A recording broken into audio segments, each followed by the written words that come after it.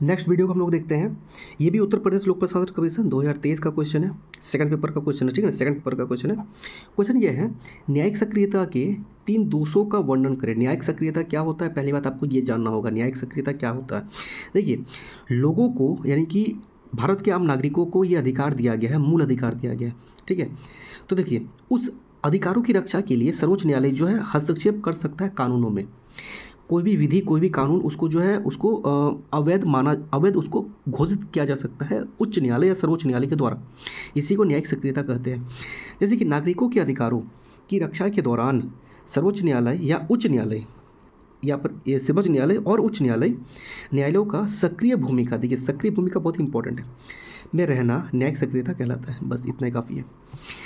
न्यायालय संविधान से असंगत कानूनों को अवैध घोषित कर लोगों के मूल अधिकारों की रक्षा करता है, परंतु आलोचकों के अनुसार इसके 3 दोष निम्नलिखित हैं। आलोचकों के अनुसार ही कहना है, ठीक ना। आपको कुछ कुछ वर्ड का उसका इम्पोर्टेंस आपको समझना होगा।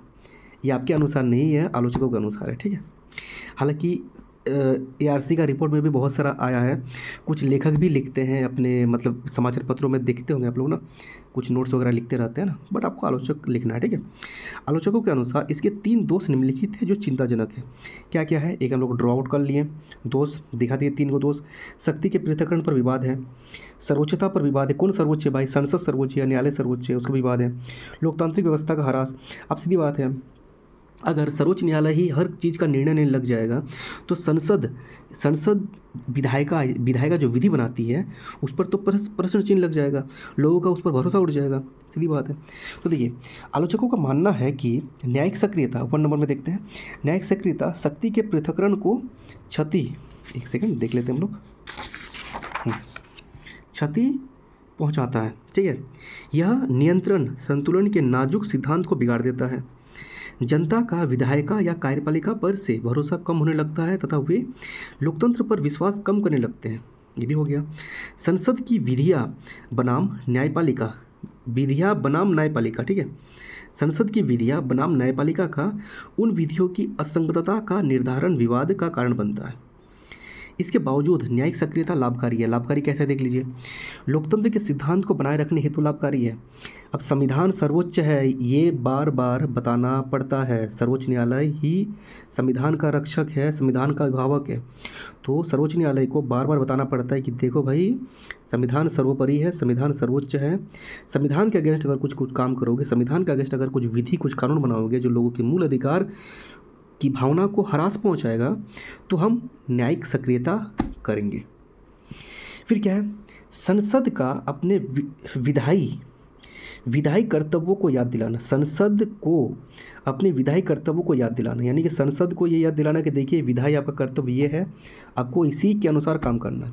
जनहित याचिकाओं को सामने लाना, जनहित याचिका जो है ना उसको सामने लाने के लिए। फिर देखिए, एक विवाद बहुत ही इम्पोर्टेंट है। विवाद यह है कि न्यायिक सक्रियता इम्पोर्टेंट है या न्यायिक संयम इम्पोर्टेंट है। कुछ आलोचकों का, कुछ समीक्षकों का मानना है कि न्यायिक सक्रियता से के द्वारा ही लोगों के अधिकारों की रक्षा की जा सकती है। कुछ लोगों का मानना है कि न्यायिक संयम आवश्यक है। न्यायिक संयम, देखिए यहाँ पर एक वर्ड लिखा हुआ, न्यायिक संयम, देखिए न्यायिक संयम लिखा हुआ। कुछ लोगों का मानना है कि न्यायिक संयम इम्पोर्टेंट है।